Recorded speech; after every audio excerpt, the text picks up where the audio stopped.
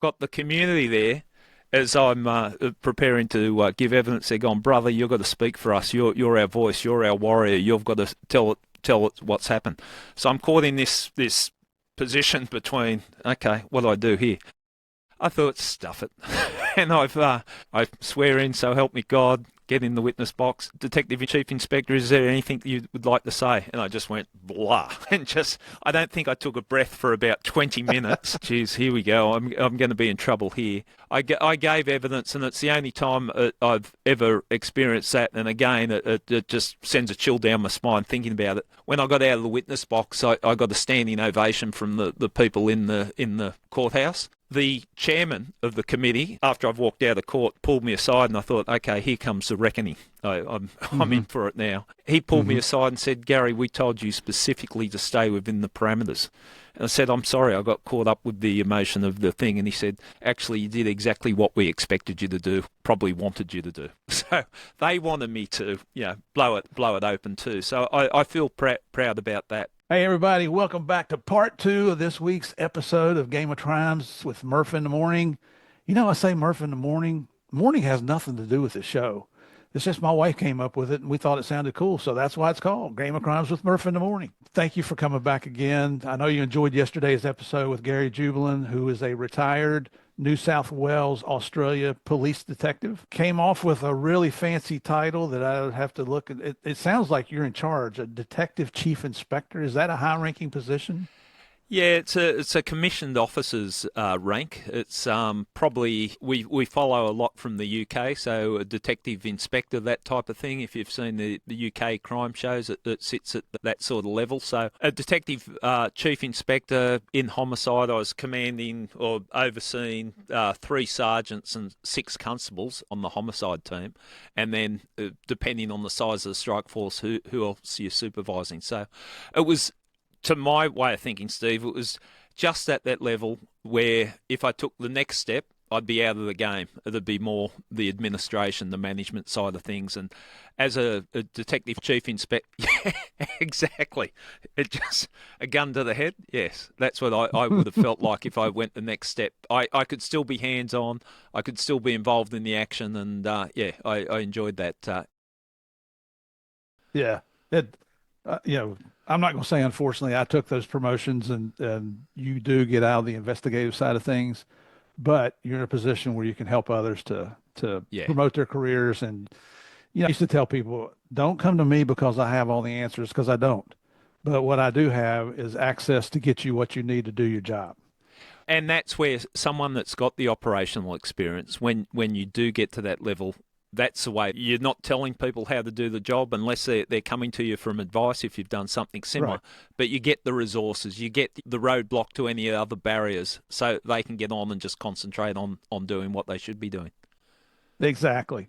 So for listeners, yesterday we kind of went through Gary's background, how he got into law enforcement. It was a really complex description he gave us about how he had planned this for probably 3 or 4 minutes because he saw 2 police officers chasing a bad guy. And he thought, it looks like something I want to do. And he did, which I really admire that about you, Gary, because you're not one of those people where you see him go by and you say, somebody should do something about that. You got in there and did something about it.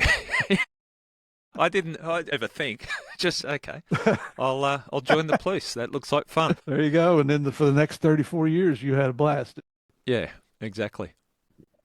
So we've talked about going through the academy and all that and some of the hardships he's gone through. But what we want to talk about now today is some of the cases you got involved with. And just to start off, what would you consider, out of your 34-year career, what would you consider the most memorable case? And that could be the case you're most proud of, or the one that was so exotic or strange that, it leaves a mark up here in your brain. What's the most memorable investigation you ever participated in? Look, a lot of investigations, they take a piece out of you and add something to your life as well. It's the nature of the work that you do in homicide. One investigation that probably changed me in the way I approach my policing, but also changed me as a person. And it was a horrific case from the early 90s. 3 Aboriginal children, Colin Walker, Clinton Speedy and Evelyn Greenup, living in a small community that was referred to Indigenous community on the outskirts of a small country town on the mid-north coast of New South Wales, about 6 hours north. And They all lived in the same street. Colleen was 15, Evelyn was 4, Clinton was 16. And they disappeared over a 5-month period. So there was a serial killer operating in that street. I became involved in the investigation in 96, a re-investigation, because the initial investigations, there were failings in it, and there was a lot of talk that failings because they were Indigenous victims, that the proper response wasn't given to policing. I got given that case when I was a young homicide detective, and I went up there with the swagger into the community. They were living on an area on the outskirts of town that was referred to as a mission. And I went up there with all the swagger of a city homicide detective and came into this Aboriginal community. And I was shocked by what had happened, the lack of response from the police. And when I spoke to members of the community, they said, yeah, no one cares. And I said, why? And they said, because we're black. And I didn't believe them at the time. But now I sit here, 30 years down the track and say, that's exactly what occurred there. It was a shameful time in policing, I think, in not just our state, in our country, the lack of resources that were given to the investigation. 2 of the bodies were dumped, and I say dumped because there's no nicer way of putting it, on a country road, Congarini Road, on the outskirts of town. Evelyn Greenup's body was found, and Clinton Speedy's body was found. They had puncture wounds to the head. They were found in a decayed situation. Colleen Walker, who was the first child to disappear, her body was never found, and it was weighted down in the clothing that she was wearing at the time of her disappearance was weighted down with rocks and thrown into a river at the end of the dirt road where the other 2 bodies were found. A lot of legal people said, look, you can't say these crimes are linked. And when I became involved in the investigation, I got to know the community. And sadly today, this investigation, still no one's been convicted. We've gone to trial twice. I worked with the community over the next 20, 30 years, and they came very close with the community. I marched on Parliament House in Sydney in a protest with the community, and they managed to get legislation overturned, which was very significant legislation, because the person that was deemed responsible for it, or the person that was charged, was acquitted at the trial. And over here in New South Wales, or across Australia, we had what's called double jeopardy legislation. If you've been acquitted of a crime, you can't be retried. On the back of the protests from the community and parliamentary inquiries, legislation was changed. So we had another opportunity to charge the person. Sadly, it went to the High Court and the matter was lost. But what that taught me, Steve, and why it had such an impact on me, was I got to appreciate homicide in its rawest situation. These murders destroyed the community. The pain that the family still carry to this day, I'm still in contact with them regularly and see them regularly, is just something that it really brought home to me the importance of what you do at Homicide. Mm-hmm. We missed investigative opportunities during that original investigation. Now, I can argue because it was socio-economic reasons or racism or whatever, but the point of the fact is that opportunities were missed, and these crimes could have been solved, and they should have been solved. And I've carried that with the families for the past 30 years, and it sort of changed my outlook on things, that not all police are not always right. We didn't do the right thing. We had the commissioner actually come up and apologise to the community. That was something that I initiated with the community.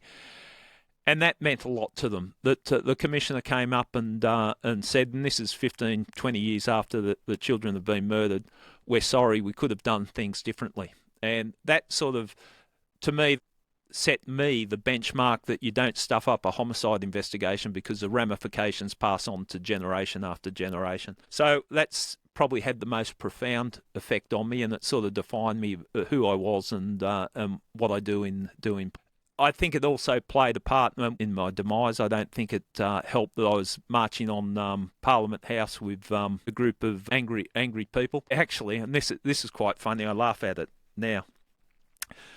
They've blocked off Macquarie Street, which is one of the main streets in Sydney, and we're marching down, and the chants of, what do we want? We want justice, that type of thing. So it was a pretty intense protest, and I went to 4 of them. And I got a call. I was an inspector at the time, and I got a call from the police media unit, and they've said, we've got reports of a police officer marching with the protesters. And I said, that's me. Do you want me? Do you want me to do an interview? It didn't endear me to my superiors, but morally, Stephen, I think you can attest to this. Sometimes you've got to do what's right, and it felt right for me to stand beside those victims. And I stand proud of the fact that that's what I did. And when I did get into trouble with the police, it was people from that community that openly and publicly supported me. So, it's had a lasting impact on me and just changed my view on the world, in all honesty, that, there is problems and we can do things a bit differently. Yeah, and for our listeners, just so you understand, typically the law enforcement community is a very closed community that you take care of each other. For lack of better terminology, you don't rat out a brother or a sister in law enforcement. But when you go against the grain, as what you're talking about, that takes real stones, real gonads to stand up and do what's right. And we took an oath to do what's right, to protect and defend, especially protect those who are defenseless. So the fact that you stepped up and did what you thought was right, and I think is right, you just stood up for 3 people that have been murdered and nothing's being done about it. Yeah. Just thinking about the response of that community and it's 3 different families. Is that right? Yeah. Yeah. The admiration that they must feel for you, because I'm sure nobody trusted you the first time you went there, and they probably didn't trust you for a long time. I'm sure it took quite a while to earn their trust. Steve, when I first went there, I'd walk onto the mission, and I would get abused and get yelled at. And I met one of the elders, Arnie Elone, who sadly passed away. When she first saw me, she just growled at me, and she said, "Yeah, F this, F that. What are you doing here? You're a cop. You're a white man. Why would I listen to you? Look what you've done. Blah blah blah." Really gave it to me. Before her passing, she became a very close friend. She would phone me up regularly, and we'd stay in contact. And she helped me understand the way of dealing with the community and mentored me in the community. When I went to her funeral, she was a very popular lady, and it was a big funeral up at Barraville. And I get chills just thinking about this. But this is the impact this job has had on me. That the coffin's been buried, and the family asked me to help bury the coffin. So standing there with her family throwing dirt on the coffin now, for a white cop to get an honour like that, it sort of blew me away. So that's the sort of connection you can have with victims. People would say I get too close to the victims. I hate that. As a detective, you keep everyone close. And showing some empathy and care for victims is not overstepping the mark. I didn't compromise the investigation. I did the right thing. But there is other incidents in that was a parliamentary inquiry. And there was a lot of pushback for me not giving evidence or whatever. And I wanted to do a written submission. I was told I couldn't by the people above me. And I said, well, if I don't do a written submission as a police officer, I'm going to do it as a private citizen, and I'm entitled to do that. But I think it would look better if the police support my submission. I did the submission and then got called, and it was a large parliamentary inquiry, and I was the first witness in the witness box. And the chairman, the politician who was the chairman of it, specifically warned me not to go outside the parameters of the... I was giving evidence under oath, and not go outside the parameters of what the inquiry was about. And I said, yeah, okay. And it was very clear instructions. And it was just to stay focused and not unleash. Yep. And then I've got personal opinion. Yeah, and I've got the community there as I'm preparing to give evidence. They're going, brother, you've got to speak for us. You're our voice. You're our warrior. You've got to tell it what's happened. So I'm caught in this position between, okay, what do I do here? I thought, stuff it. And I swear in, so help me God, get in the witness box. Detective and Chief Inspector, is there anything you would like to say? And I just went, blah. I don't think I took a breath for about 20 minutes. I thought, oh, geez, here we go. I'm going to be in trouble here. I gave evidence, and it's the only time I've ever experienced that. And again, it just sends a chill down my spine thinking about it.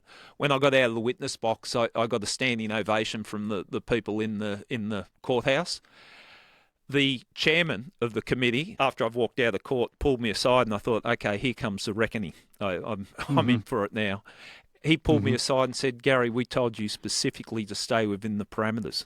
And I said, I'm sorry, I got caught up with the emotion of the thing. And he said, actually, you did exactly what we expected you to do, probably wanted you to do. So they wanted me to blow it open too. So I feel proud about that. Yeah, it played a big part in my career. And what it breaks down to, Steve, and this is the sadness of it, 3 kids living in the same street, murdered over a 5-month period. I say now, if we investigated the first disappearance when Colleen disappeared properly, maybe those other 2 kids could be alive, and that's the sad part about it. And the pain that the victims had is that they felt that no one cared, and so there's a lot of stuff happening with it. They've helped them give a voice, but I'm so proud of how they've fought for justice and continue to this day to fight for justice. Well, thanks, good man upstairs, that you had the guts to stand up and do what was right. That's what we're supposed to do in law enforcement. We're not supposed to placate our bosses and do what they think is right. We do what we think is right within the law. And you certainly were not outside the law telling your position.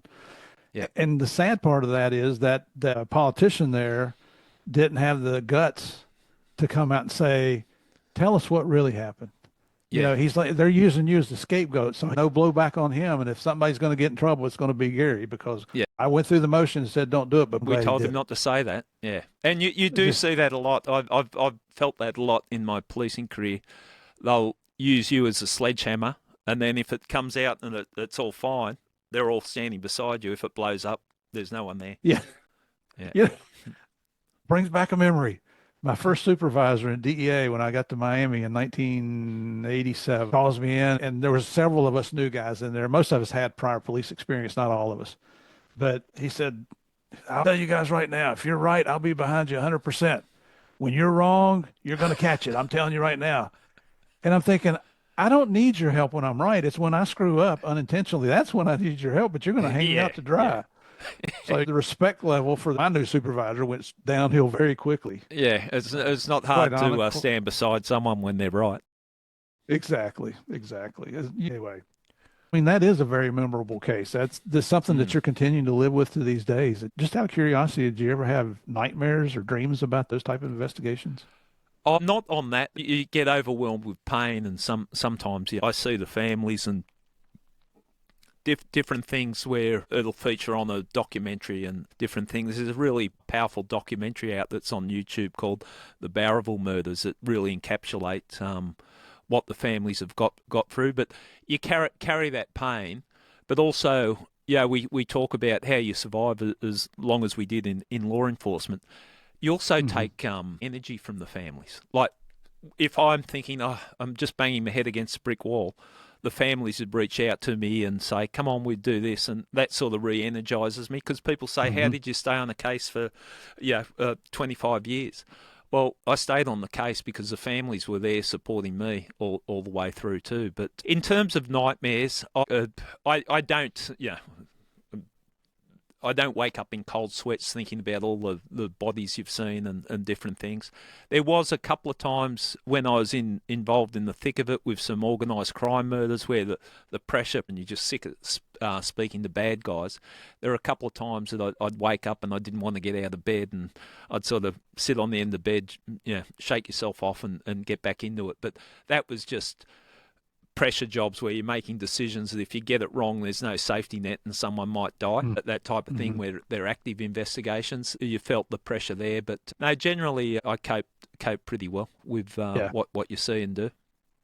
Yeah, I think people are blessed with certain gifts, is what I call them. And I think you and I had the gift of service to others. And, you're able to deal with situations and continue to function where most people would break down. Yeah. And we all learn to compartmentalize things. That's right. And I just always knew I had a good bounce back. Like I've had enough of this, but I could take a deep breath and sort of throw myself back into it. So Yeah, immense respect for you, brother. I appreciate it. So now let's ask you about what's the most dangerous event you ever participated in? Because I mean, you're doing everything from tactical to dignitary protection to homicide to certain narcotics. You've done everything. You got biker gangs out there. You got organized crime. What do you Yeah. consider the most dangerous situation you were ever in? I'm just trying to think. As you said, there's always the incidents of different things, and involved in shooting situations, or when you're going after bikies and you're high profile, they know who you are. And I've been tapped on the shoulder a couple of times and said, you better keep your head down, or people get pulled over, and they got my details.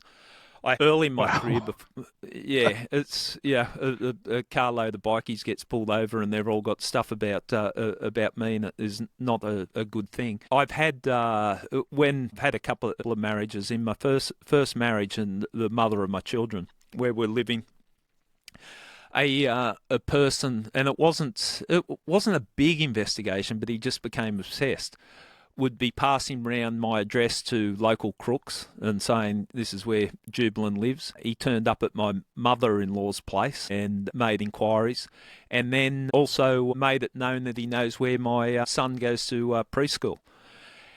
And so when all that came to my attention, I was pretty livid, as you could imagine. I was working at a police station, and he's turned up at the police station. My boss at the time said, "You're not to go out.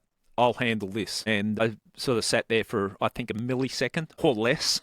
So, okay, I went out right at the front of the police station, and I laid down the law, according to me. And it was basically, you come near my family, blah, blah, blah, and things I was going to do to the person. He was being smug. "Are you threatening me?" And I think my words were, "No, I'm promising you. You stay away from my family, and I'm watching you," and every other threat I could think of. And to the point that I'm going to do him physical bodily harm. I am going to destroy him.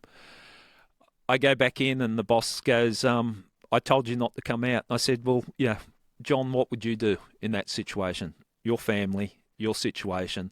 And I said, "Do whatever you want to me. I can justify what I just did, and I will do it again, and I'll do it again and again." And that's the way I sort of stand up to that. And I think you've got to be that way. You want to fight fire? Well, I'll fight fire with fire, and I'll come even bigger. And that's the way I've approached it. A funny story in terms of being, well, it's not funny because a police officer ended up injured, but it's funny in our reactions. We got some information about a drug plantation that was on Crown land, so it was on the state land. We needed to catch the people that were cultivating the plantation on the location. So it involved trekking through bush for about 3 or 4 kilometres, parking our police car away, and there was only 3 of us on the job. There was information this bloke had some attack dogs, and really savage, Rottweiler, German Shepherd type mean dogs. So I'm running the operation, and it was basically only 3 of us. We didn't have comms because we're in a remote location. And so Paul and I are sitting off the plantation. I had another young detective keeping an eye on the suspect's location to see if he would come. Probably 300 or 400 metres away from where the plantation was. It's a covert operation, so we're sitting there quietly. It's exciting. I love this. This is like, I can't believe we're getting paid for it type stuff. Crawling through the bush, sitting there all quietly. And then you just hear this rustling in the bush, and these 2 dogs came out at me and Paul and just going for us. And it was still covert, so we couldn't pull our guns and shoot the dogs. But we've taken off, and we're sprinting. And I've never run so fast, and I'm a faster runner than Paul, but he was in front of me. We took off through the bush. These dogs just wanted a piece of us. And we get to a cliff. And we pick up Paul and I without saying anything because we're still trying to be quiet. We didn't want to scream, even though that's exactly what we wanted to do, scream, run for your lives. We're about to be eaten by these wild animals. We come to this cliff, and we both come to the same conclusion. Well, we're not going to shoot them, but we're not going to jump off the cliff. We need to defend ourselves. And we pick up the biggest sticks we can find, and we run at the dogs with the sticks. The dogs just sort of looked at us and thought, these 2 are a bit out there. The dogs have taken off. we're trying to catch our breath, and we're sitting there, and we're just going, that was scary, and we're Yeah. trying to catch our breath. Then I hear all these screams from a couple of 100 meters away.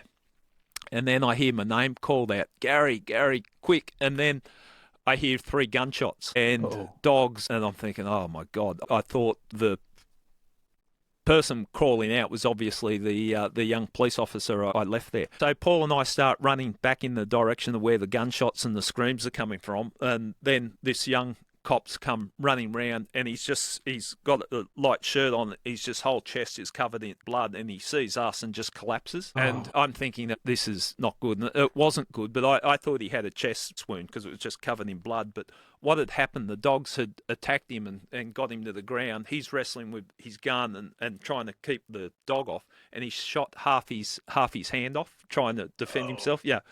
But a mistake that any one of us could make in the circumstances, no judgment there. Right.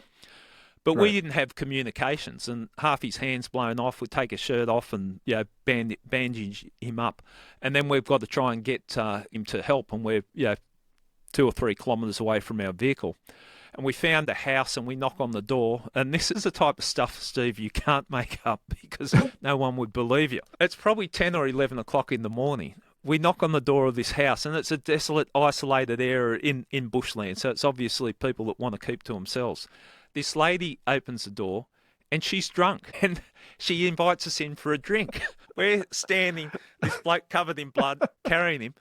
Would you like to come in for a drink? And we go, no, but have you got a phone? Yes, please, can we get in there? And we phone, and she's sitting there, and the ambulance wouldn't come in until the area had been cleared because the bloke had guns too, and the police officer said he had a firearm. So we had to get the area cleared. So we're there with this lady waiting for the ambulance to come in, resources for about 45 minutes, and the shot officers going in and out of consciousness, and we're trying to attend to that. And she would just sit there the whole time. You sure you don't want to drink? And anyway, I don't know why we're laughing at a situation like that, but yeah, they're just the sort of surreal moments that you have. And I still remember that day, and it was the last thing I thought would be a lady standing there saying, hello, would you like to come in for a drink, when we're carrying a bloke that's been shot in the middle of nowhere. Well, there's a song out. There's a song out about day drinking, right? Yeah, actually, I probably should have had a drink. It might have helped on the day. The one when it was all over. Experiences like that, and I've had other ones where I got some information from a person known to the offender that was worried about this offender, an armed robber, and this person, when she provided me this information, she knew me or knew my family, and that's why she came to me and said, look, he needs to be arrested. He's robbing banks and all that, but you won't hurt him, will you? And I said, no, we'll do it, do it the best way we can, and appreciate you passing the information on. We went, executed a search warrant. I was in charge. I'm talking to him. He's behind the door, and he's refused. A tactical police officer's made a decision to climb the back balcony, go in the premises, and the offender's come at him with a knife, and he's been shot. And I'm talking to him. He's yelling at me, screaming.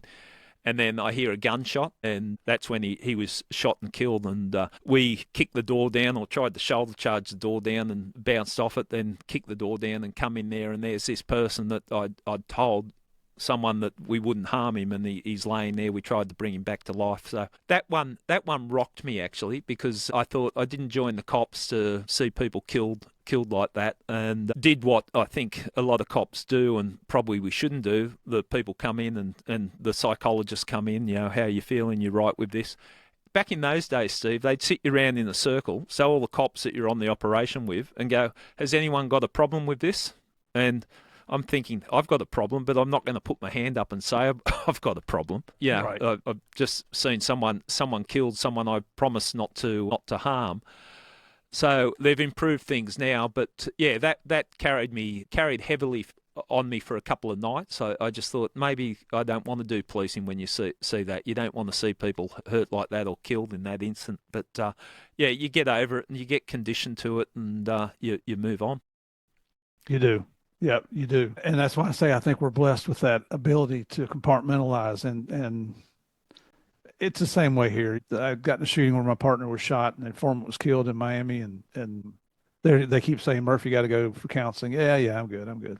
Hmm. Never went for counseling, and my partner survived. He's still alive to today. He came back on the job after 8 surgeries, finished out his career. But that was in 89 and I retired in 13. I had from 89 to 13, I had dreams about his shooting. They weren't nightmares. Yeah. It was just reliving the situation over and over because I didn't go get any counseling. I thought I was a tough guy. Just a stupid decision. Steve, I've had cops on this podcast and cops that I know, and some that I've got the utmost respect for it, and the stress has got to them at the end, and they've left their Hmm. career. And when they unravel it all, and one person in particular said that the advice he was given was that if he got this dealt with when these incidents occurred, he'd still be in the cops. And you see that time and again, that people just need to deal with it at the time, but we just bottle it up until it sort of breaks Hmm. you. But yeah, Later and throughout my career, as when I got in the supervisory ranks, if any of my people got in the shooting, I drove them to the counselor's office. I had one yeah, guy who had been involved in multiple shootings. He was cool as a cucumber, and he would get yeah, mad at me. He would do what I told him because I was the boss. yeah, And he was respectful, but you could tell he was ticked off at me for making him do it. And it's like, I don't care. This is what I want you to do. This is because I care about you, and I don't want you to have any issues down the road. And once I retired from DEA, I never had any more dreams. But the funny part about that whole thing is Kevin, who he lives here in Florida also, we yeah, still stay in touch. He and I never talked about it until he was on this podcast about 3 years ago. yeah, And we were working together. When he came back, we were still partners. Every day we're there. He was single. My wife has always been the kind that if we're partners, you're yeah, family. yeah. And he was always at the house. We might have drank a little bit more than we should back then, but if we'd had barbecues and things, and he was always included, but never even talked to. I mean, you'd think it's like, dude, you okay? Everything's good, but we never talked about the shooting. But we're stupid, and we are stupid. Yeah. But I know what you're talking about. It'd be me saying to you, Steve, you okay? And you go, yeah, good. I go, that's good. And then you'd be talking Let's go about the get a drink. football, or yeah, talk about the football or something like that. But yeah, if people address it, I think it's a good way. But yeah, I do too. mate. Well, what they do now in New South Wales Police, and I think it's good for um, commands like Homicide. We have to see a psychologist once a year or once every 6 months. Yeah, And they brought that in because I was like you and like your mate that you were talking about there. I don't need to see a psychologist, but when you're rostered on, you're not selling out. It's not you're putting your hand up saying, hey, I need to see someone. You're rostered yeah, to and you sit down and have a chat. And that's probably a good way of handling it. They do things I a think lot so. better these days than what they used to. Yeah. Well, back then, as feds, everybody was out to get us. And if we talked to the DEA psychologist who had a private practice, but he was under Mm. contract to DEA, then he's going to go tell the bosses. And then Yeah. our careers are shot. They're never going to trust us again. And, we just were really stupid about it. Oh, so let me ask you this now. That bombing thing might be hard to beat, but what's the strangest case that you ever investigated? And it might be one you've already told us about. Yeah, one where it got strange is the magnitude of how it built up. And I was at the stage in Homicide, and I talked. I think yesterday we were talking about you got to be passionate for Homicide, and I'd been in Homicide for a long time, but then this job came along and it ignited all my passion again because it was a real challenge. It was the murder of Terry Falconer. He was a drug manufacturer. He was serving a lengthy custodial sentence, and he was a prisoner on day release, so he got to work at a smash repairs place with an ankle bracelet. And three people turned up purporting to be police officers, two dressed as detectives, one in uniform. They cautioned him, handcuffed him, and took him away in the police car. That was the last time Terry was seen alive, and I think it was 10 days later, his dismembered body turned up in the Hastings River, which is about 4 or 5 hours north of Sydney, on the coastal town at Port Macquarie. Cut up into 6 bags, and asked for that job. Actually, it was I had a court matter that finished earlier than what I thought. I had my team. I went to my team and said, "Look, this looks like an interesting job. Do you want to get involved in that?" Little did I know it would, change my life for the next years. We worked that case. Jeez. Yeah. Terry was also an informant. He was an informant for 7 different law enforcement agencies. So the list of suspects was like the who's who of the Sydney underworld. bikies, organised crime, the whole range of things.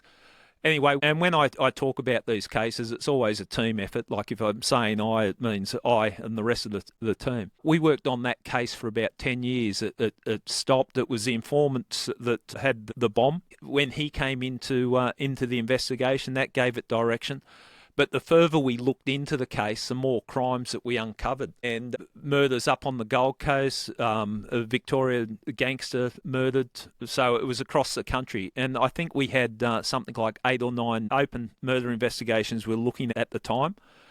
Wow. With the Terry Falconer, the usual fights with the bosses were telling me to shut it down. I'm going, look, I'm telling you, these guys are going to kill again. This is organised crime. You don't abduct someone and cut them up. And that's not your first crime. They're dressed up as police officers. We've got to put the resources in.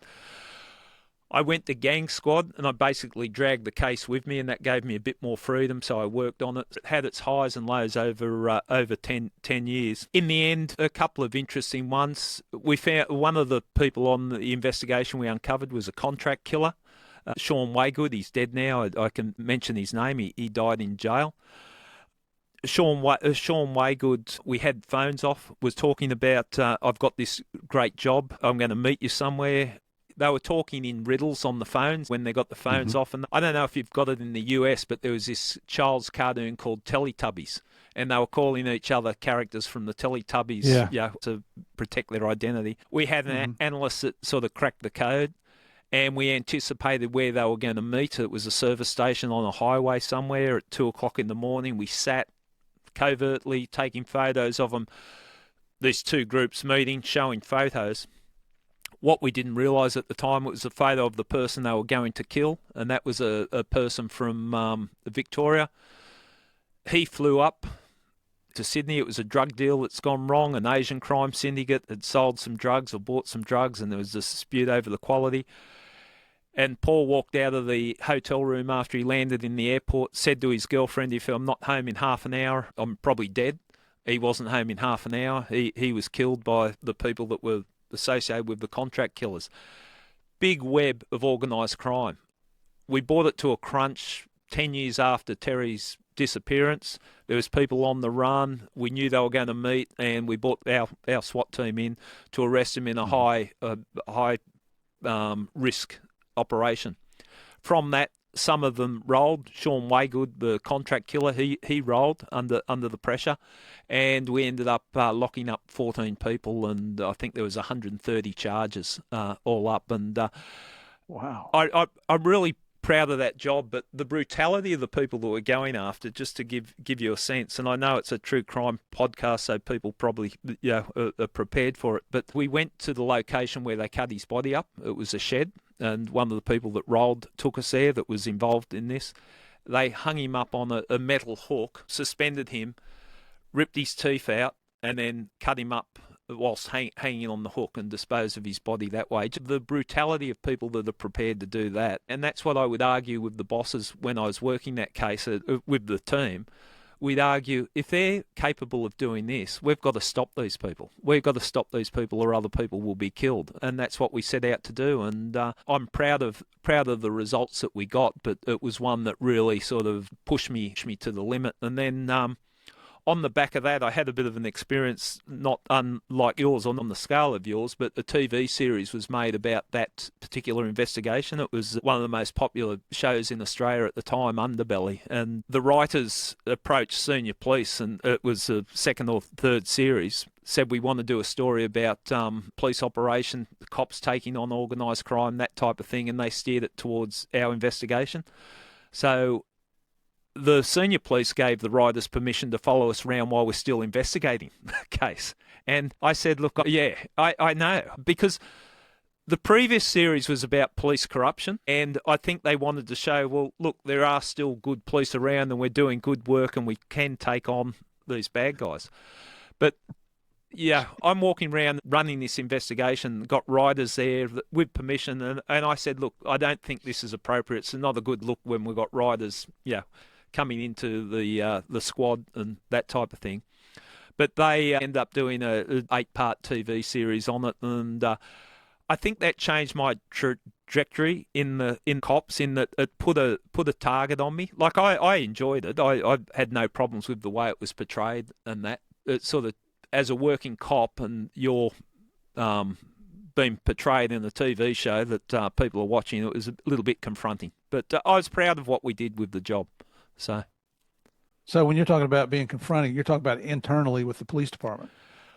I think, Steve, what it did, because I was still working in the cops, some people that I respect, would say, "Oh, that's great, yeah, representation of what's happened."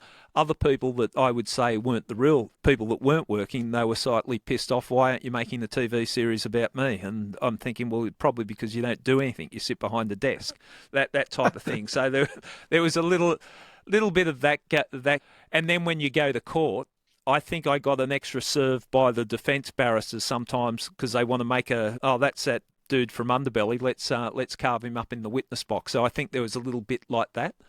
But I could also use it to my favour, in that if I turn up at a crook's house or a witness's house, they go, "Oh, that's that bloke from Underbelly." So it had the benefits and the negatives. But it was an interesting experience, as you well know. And having your private life played out can be quite confronting, because when the writers came to me, they said, "What's your private life like?" And I said, "Well, I was married and I've got kids," and they've gone, "Good, tick." "And I'm separated from my wife," and they've gone, "Okay." "And I had a relationship with a work colleague for a long time, and now I'm in a relationship with a lady I met at a murder trial for a serial killer." And they've gone, "Great, we don't even have to change anything." And they ran with it. We can exploit this guy upside down. We don't even have to make this up. So when the first episode came out, friends and family said, "You want us to come round and watch?" I said, "No, I'll watch it on my own." And I sat there, I think I was in the fetal position, sucking my thumb at some stage, watching your private life play out. And what was awkward about it too, Steve, I'd forgotten this part. This is funny. So at the inspectors' meetings, we have once a week in Homicide. There'd be 6 inspectors and the superintendent, the commander, and we'd be discussing the murders and the investigations that are running. When the Underbelly story came out, the lady that I've had her on here as a guest, we're still good friends. The lady that I was in a relationship with for a very long time, we'd moved on, and she'd remarried, and I'd moved on.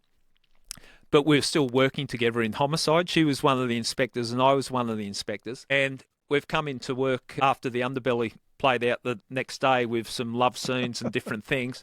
And we're sitting there trying to be professional. Professional. That's the word I was looking for. And one of the other inspectors said, "Stuff this. We're not talking about Homicide right now. What about you two? You were disgraceful on TV last night." So, yeah. Again, moments Yeah. I was going to say that I think the difference is, you guys were still on the job, whereas Narcos was after we retired, and there's so much Hollywood in there. So. Yeah. Well, I've heard you talk about what's factual, what's that, and I think at one time you broke it down in percentage: 30% actual, 30%, other 30% is these events happened, but they've added bits or taken bits away, and then the other bit is the Hollywood thing. Yeah. What I found with the Underbelly stuff is they captured the essence of what it was about. And there was some stuff that they couldn't put in, because if they said, no one would believe what's gone on. They did do the bomb scene. They put the bomb scene in the Underbelly. So yeah. Well, there's one more thing I want to ask you about, and so for our listeners, I cleared this with Gary beforehand. He's been very open and transparent about how his career ended and why. So just want to ask you about the investigation of William Tyrell and what the results of that were. Yeah. Okay, well, I thought I'd get away without you asking that one, Steve. I was trying to entertain you and keep you distracted, but you did a great job. Being a good detective that you are, you bring me back on track. When agencies don't support their people, it just really pisses me off. Well, okay, what happened? William Tyrell, it's a tragic situation. A 3-year-old child dressed in a Spider-Man suit was at his grandparents' place when he disappeared in the morning. And I'm talking a cul-de-sac, like a dead-end street in a small country town, and he just disappeared.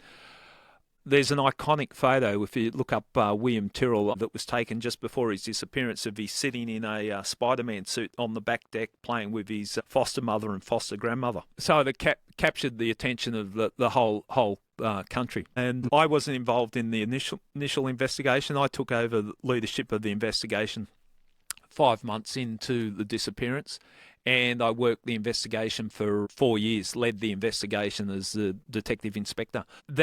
And there was a lot of things happening with it. We had suspects. It was high profile. If you sneezed, it was on the front page of the paper. Everyone was desperate to get William Tyrrell stories, so there was a lot of stuff going on. So it was a high profile case. I had been running it. I've said this publicly. I've said it in court. There was a suggestion that the case should be closed and sent to unsolved homicide. I argued against that and kept running the investigation. I was happy the direction the investigation was going in. And then I was at work one day and the boss came up to me and said, "You want it upstairs," which is never good. It's like going to the headmaster's office. Internal affairs are here. And okay, what's this about? Go up there. They got search warrants for my telephones and they put these allegations to me. The most substantive allegation was I falsified an affidavit. So I'm cautioned. It's like when, not under arrest, but you're cautioned and you've been formally spoken to. My phones were seized, search warrants, falsifying affidavits because we had listening devices in place for one of the persons of interest we were looking at. I knew that. I wasn't worried in the slightest. I thought, who's done this? Like, what is this, a witch hunt? Like, falsify affidavit, just check the affidavit. I didn't sign the affidavit, but I'll stand by the person that signed the affidavit and all the information in there is correct. So that's a false allegation. And then they've said, and you've illegally recorded conversations on your telephone. And on my telephone, when there was a suspect in this matter, I won't mention his name, the matter's still unsolved, but there was a person that I wanted to speak to. I was working with a forensic psychologist, Dr. Sarah Yule, and it was agreed that the rapport as the officer in charge, if I go and speak to this person on my own, it's probably going to get the best type of rapport. He was an elderly gentleman, and just go in on my own and have a hard conversation with him, because there's a lot of things that made us concerned, red flags I'll call them, about his possible involvement in William's abduction. We also had Supreme Court warrants to have listening devices in his house. So it's not like I'm going in to record a conversation that hasn't already been approved. There's listening devices in his place. We've had them in his place for weeks. But sometimes those devices would break down. I was going to have a hard conversation with him. I was worried that he would make allegations against me, because you don't normally speak to a suspect on your own. I record a conversation on my phone. If he makes an allegation, if the devices don't work, here's the conversation that we had. I did all that. Didn't make any secret of it. Didn't even know how to record. I know you're probably like me. I'm assuming here, Steve, but technology is not my strong point. I didn't know I could record on this. Well, I only learnt when I was going in there and doing it. A sergeant had told me how to record on the phone. She showed me how to do it. So I go in there. I'm going, this is Gary Jubelin. I'm going to such and such a place. Like, I'm not making a secret of it. It wasn't something I hid. Anyway. Right. Long story short, I get the search warrants. I get not suspended. I'm just not allowed to work on any cases. And the bosses at the time, so I get my gun taken off me, my police car taken off me, and not allowed back into the homicide office. And they said, well, you might as well go off sick. And I said, I haven't had a sick day for 30 years. I'm not going off sick. I'm going to turn up, dressed in my suit. You work out what to do with me. They put me in a hallway. It was a good plan of theirs, but I countered the plan. They put me in a hallway with just a glass window looking into the hallway where everyone walks into the boss's area on level 9. And they kept me there for 3 months. I wasn't allowed to access any investigation, so I'm just basically sitting there. And I was told by people loyal to me, they're trying to break me, and I'll come out and do something stupid, make a threat or whatever. So I sat there playing whale music and meditation music loudly as the bosses were walking past trying to break me, and I just sat there smiling, like just not let them break me. That went on for, I know. When I say they didn't break me, let me tell you, it was pretty tough. I bet. So I thought it was a good way of getting back at them. Then my son was serving over in Afghanistan, and he had 2 weeks off. So I said I'll catch up with him, and we went over to Portugal for a trip, and I met up with him there. And I've come over and I'm whinging to him about how tough I'm doing it here. He's gone, Dad, I've come from a war zone. And I go, okay, well, fair enough. That trumps what I'm whinging about. What's happened to me. We had a good time. We caught up, landed at the airport, early flight at Sydney Airport. A couple of weeks later, I get off the plane within half an hour. So they're obviously watching. I've come back into the country. I get a call from professional standards, internal affairs, going, look, we're going to charge you. And I've said, well, I met with the deputy commissioner and the assistant commissioner, and they told me specifically we're not going to be charged. I said, no, it's all changed. What happened, Steve, when I was over in Portugal, and this is an abbreviated version, but what happened when I was over in Portugal, remember the Barraville investigation I was talking about, the parliamentary inquiry and that? When I was over in Portugal, the Barraville community phoned me and said, the politicians are coming up to Barraville and they want you to come, but the police won't let you because you're corrupt. And I've gone, I'll make some calls. I spoke to the politicians. The politicians overrode the police and said, yes, you are coming. That was on the Monday. I landed in Sydney Airport on the Wednesday, and they're trying to get me charged before I went up to address the parliamentary inquiry. And so the timing of it, they might say coincidence. But anyway, I told that I was going to be charged. I got in contact with a barrister. She got back to me and said, the police want you to hand yourself in because they've circulated you as wanted. I'm thinking that's funny because they drop me home each morning. Yeah, like they know where I am. And I did what you do when you're wanted. I went to the pub and had a drink. And I rang them the next day and said, well, why don't you just come and get me? You know where I am. I'm here at home. And they served the papers on me and it went through court. Long and the short of it, Steve, my heinous crime was I recorded a conversation on a telephone that I still, to this right to do, lost my career over it. I was fined $10,000. I'm not going to apologise for it. I'm sure if I took a knee and said, look, I'm sorry, and they would have then had me controlled, I could have stayed in the police. I wasn't sacked from the police. I chose to retire from an organisation that I think I'd outgrown or didn't want me. Am I bitter about it? The people that did it to me, yeah, I haven't got a lot of respect for them, but I love every day I had in the cops. I loved the career I had, the people I worked with. What happened to me was unfortunate, but there's so many good cops that reached out to me after this happened. People I didn't know, people from interstate, people I've never worked with, had very similar stories. The policing career ended. So it didn't end the way I wanted it to. But perhaps it ended the way it was always going to with someone like me.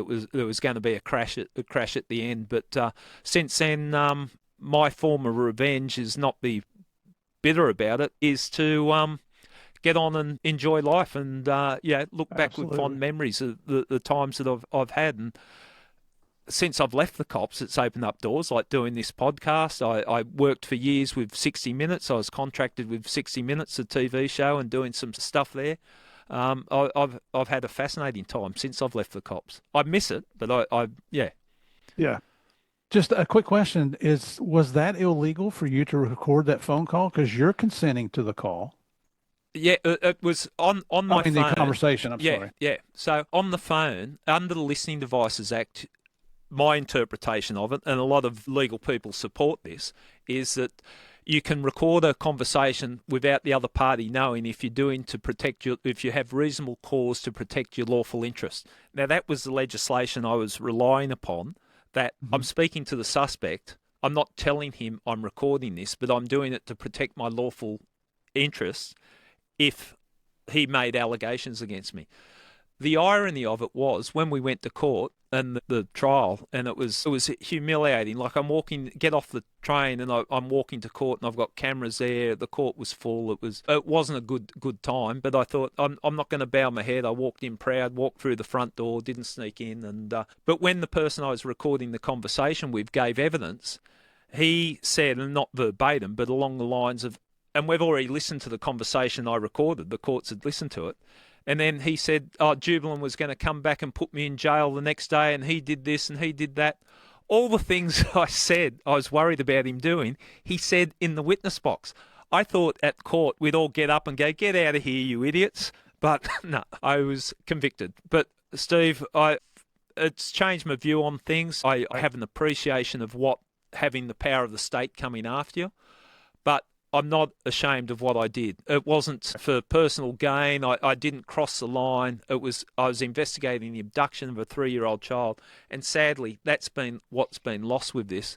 William, to this day, we still do not know what's happened, and I saying I'm here, I'm available to give evidence, I want to give evidence, I want to be involved in this, but we still haven't found an answer for it. And that's the thing that hurts me more so than losing my career, is that the families, what they're going through, and watching the police fight. But it's a different way of ending a career. I didn't get a placard. I got a charge sheet. I'm sorry, man. It's not funny, but. Well, but Steve, this is that humour that we've got to have. You've got to laugh. Yeah. Like, normally when you pass out in New South Wales Police, if you've had a long and decorated career, you get piped out of the police station and it's all formal, and you get this big, I don't know what you'd call it, but it's got all your insignias and all your ranks and your badge and all that. And when people talk about that, I go, well, I got a charge sheet and I'm going to get it framed in a really nice... Jealousy is such an ugly monster, and you hit the nail on the head. It distracted from the death of an innocent child because somebody thought priorities. It's just outrageous, and I was shocked to read about it, because here in the United States, if one person consents to a conversation, you and I could record you and you not know about it, but I'm consenting and it's legal. Steve, I think in other states it's legal, and I think I'm the only person that's been convicted of this offence. One thing, it probably didn't help with the courts, because by the time the trial came around, I was working in the media, so I was writing for one of the biggest newspapers in the city.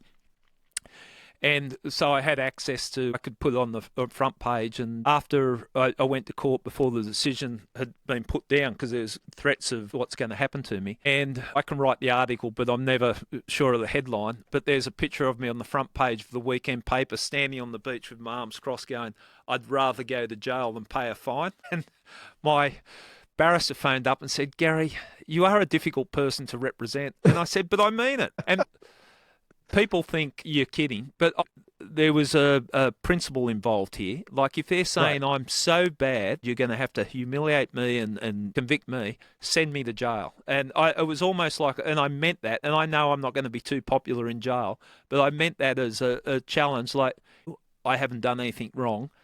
Don't play games and fine me. And it was a $10,000 fine. It was a significant fine, because I also lost my career and my potential earnings. Send me to jail. But anyway, I ended up with the fine. But that was probably not the best headline that you could have done before the judge is about to sentence you. Well, I tell you, your career after law enforcement has been extremely extensive. I've got a whole list. I've got like a half a page of things that you're involved with. You're an investigative journalist with News Corp, writing for the Sunday Telegraph.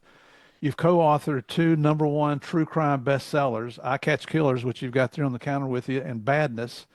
And I found where you've authored 6 other books about various investigations.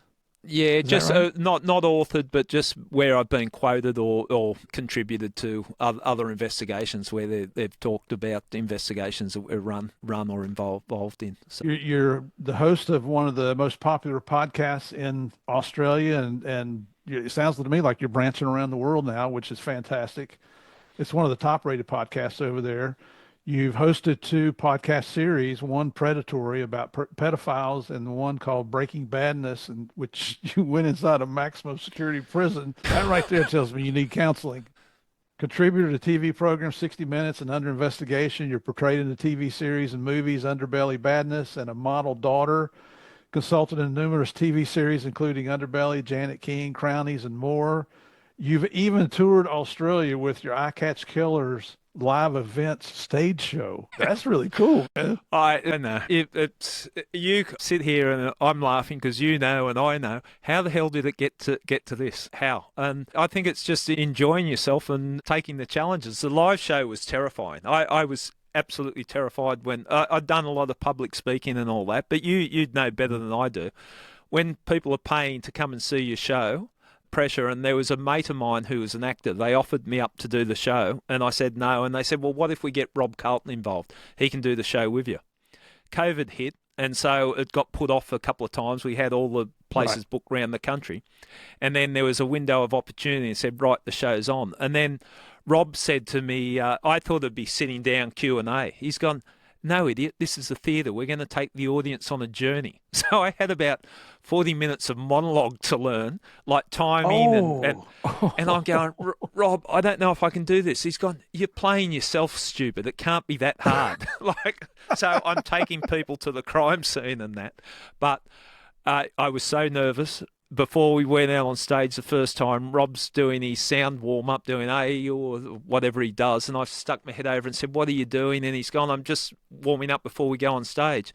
I said, what can I do? He said, well, get yourself ready. So I just shadow box. I had that much adrenaline. I just thought, I'll shadow box. But had a lot of fun. And, yeah, I look at life. You get these challenges, you get these things that presented to you, and it's how you respond. And the life I'm living now, I could have never envisaged when I was in the cops. And I'm proud of the fact that how my career ended didn't break me, and I've sort of seen, okay, there's more to the world than the policing career. But yeah, I think sometimes people say, would you go back if you had a choice? I don't think I could now, in all honesty, go back because I wouldn't trust an organisation. I wouldn't be so giving. But I would love to be running an investigation. I still, to this day, when I look and see something come on the news, I think, I wouldn't mind being involved in that. So I miss that aspects of it and some of the close working relationships I had.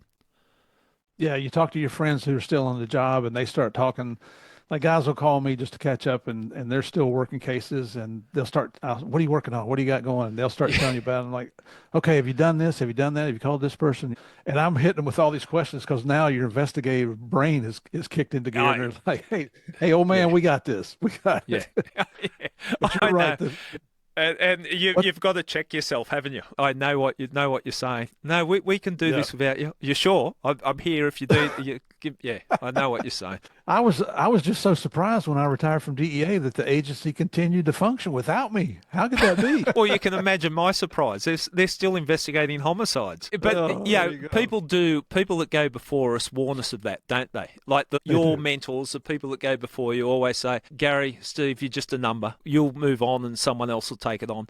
And when you look back at it, I look at it that you're just passing on the lineage. You're just a keeper for that period of time, and you pass it on. And that's the way I look at homicide. That people are coming in bigger, better, younger, smarter, doing the job.